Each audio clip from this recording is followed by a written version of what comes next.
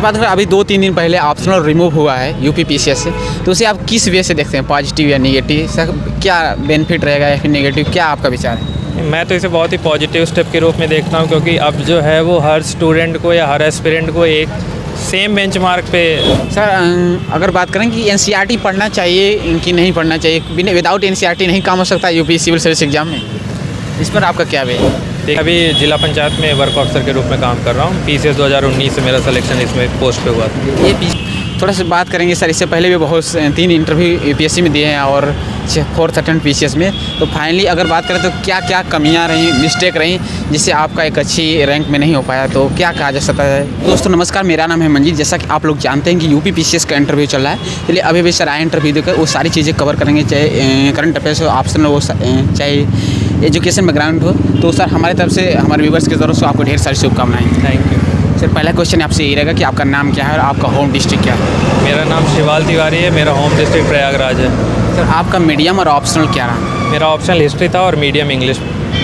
Sir थोड़ा सा जानेंगे कि आपका एजुकेशन बैकग्राउंड क्या है? एजुकेशनल बैकग्राउंड मैंने बीटेक किया इलेक्ट्रॉनिक्स इंजीनियरिंग में। आपका इंटरव्यू सर किस बोर्ड में रहा? मेरा डॉक्टर सविता अग्रवाल के बोर्ड में। सर पहला क्वेश्चन आपसे ये रहेगा कि जो क्वेश्चन किस सेगमेंट से पूछा गया इंटरव्यू में प्रेस करने के बाद और क्या रहा? पहले तो उन्होंने मेरे बैकग्राउंड और मेरे एजुकेशन के बारे में पूछा और मैं कहाँ काम किया हूँ उसके बारे में पूछा। उसके बाद उन्होंने फसल बीमा से रिलेटेड कुछ क्वेश्चंस पूछे कि क्यों इम्प्लीमेंट नहीं हो पा रहा है, उसमें क्या समस्याएं हैं, लोग क्यों उसकी तरफ अट्रैक्ट नहीं हो रहे हैं। फिर एज एसडीएम आप एडमिनिस्ट्रेटर के रूप में क्या करेंगे, क्या प्रायोरिटीज होंगी, ये पूछा। फिर इतिहास से कुछ क्वेश्चन पूछे गए कि टर्किश रूल का पीरियड कब रहा, कब लागू हुआ, और उसके बाद विजयनगर एम्पायर के बारे में और शिवाजी महाराज के बारे में पूछा। सर कोई करंट में आप पोस्टेड है, कहीं जॉब कर रहे हैं? हाँ, मैं अभी जिला पंचायत में वर्क ऑफिसर के रूप में काम कर रहा हूँ। पीसीएस 2019 से मेरा सिलेक्शन इसमें पोस्ट पे हुआ था। ये पीसीएस में आपका कौन सा अटेम्प्ट था, कौन सा इंटरव्यू रहा? ये मेरा 4था अटेम्प्ट था और 3रा इंटरव्यू रहा है। 3रा इंटरव्यू। सर यूपीएससी के भी एग्ज़ाम आप दिए? जी। कहाँ तक उसमें पहुँचे? मैंने 3 इंटरव्यू दिए हैं यूपीएससी का, पर फाइनल सिलेक्शन मेरा नहीं हुआ है। और थोड़ा सा बात करेंगे सर, इससे पहले भी बहुत 3 इंटरव्यू यूपीएससी में दिए हैं और 4th अटेम्प्ट पीसीएस में, तो फाइनली अगर बात करें तो क्या क्या कमियां रहीं, मिस्टेक रहीं जिससे आपका एक अच्छी रैंक में नहीं हो पाया, तो क्या कहा जा सकता है? आपको फाइनली क्या मिस्टेक थी जो स्टूडेंट को नहीं करनी चाहिए?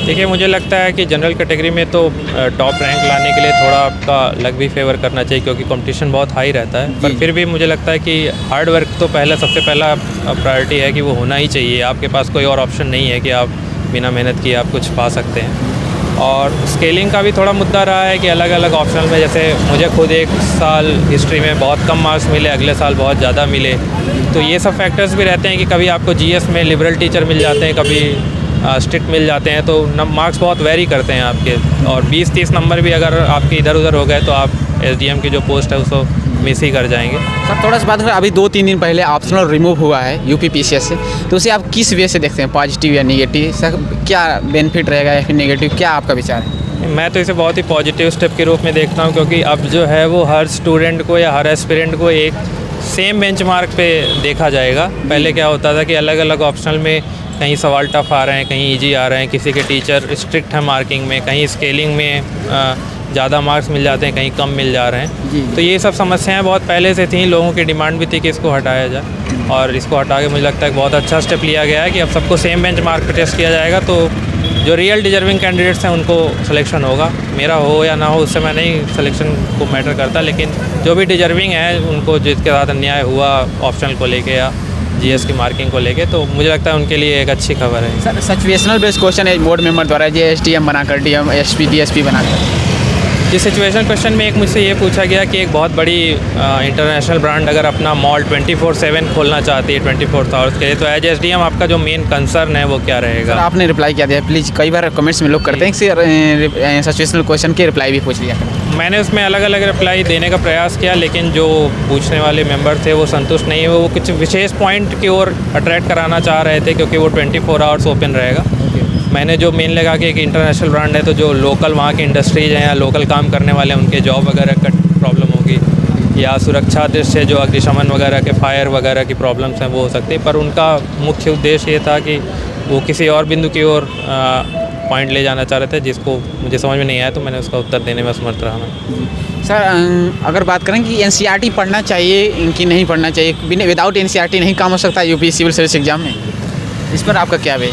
देखिए, काम होने को हो सकता है, लेकिन अगर आपको गारंटीड सिलेक्शन चाहिए तो मेरे हिसाब से एनसीईआरटी एक मस्ट है।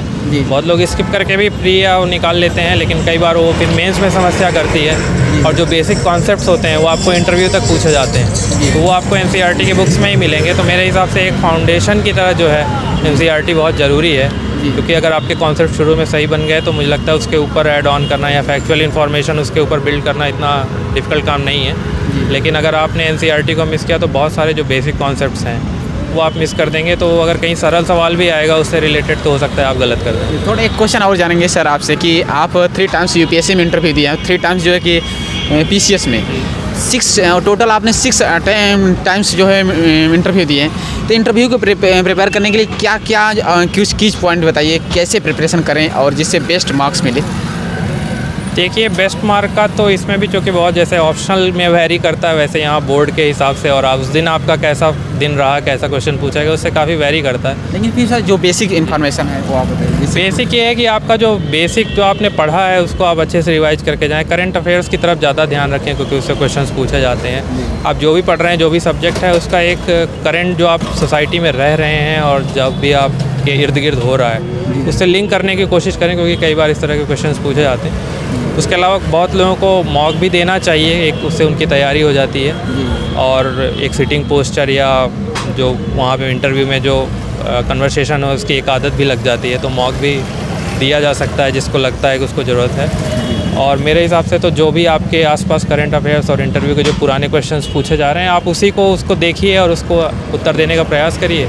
एक लास्ट क्वेश्चन सर आपसे यही रहेगा कि जो स्टूडेंट प्रिपरेशन कर रहे हैं उनका नहीं हो रहा फाइनली सिलेक्शन, उन्हें कुछ मोटिवेशन के तौर पे इंस्पिरेशन लाइनें जो आप देना चाहते हैं, पोएम हो, पोइट्री? ये मोटिवेशन के तौर पे तो मैं यही कहूँगा कि जो अगर आपका नहीं हो रहा है तो इसलिए भी नहीं हो रहा है कि कंपटीशन बहुत ज़्यादा है। अब अगर 100 लोग डिजर्विंग कैंडिडेट हैं और एक ही पोस्ट निकलेगी तो जाहिर है 99 को बाहर जाना पड़ेगा। तो वो निराश होने की ज़रूरत नहीं है। कई बार अगले प्रयास में या दूसरे एग्जाम्स में सफलता मिलती है, आपकी पढ़ाई कहीं बर्बाद नहीं जाएगी। आप अगर मेहनत करेंगे तो वो मेहनत भी आपकी कहीं वेस्ट नहीं होगी, किसी न किसी वे में आपको सफलता मिलेगी। तो ये एक मोटिवेशन बनाए रखिए कि मैं जो भी पढ़ रहा हूँ मेरे कहीं ना कहीं काम आएगा, और किसी न किसी एग्जाम में सफलता कभी ना कभी ज़रूरत मिलेगी। Thank you sir, all the best कि इस बार आपको SDM की पोस्ट मिले। Thank you.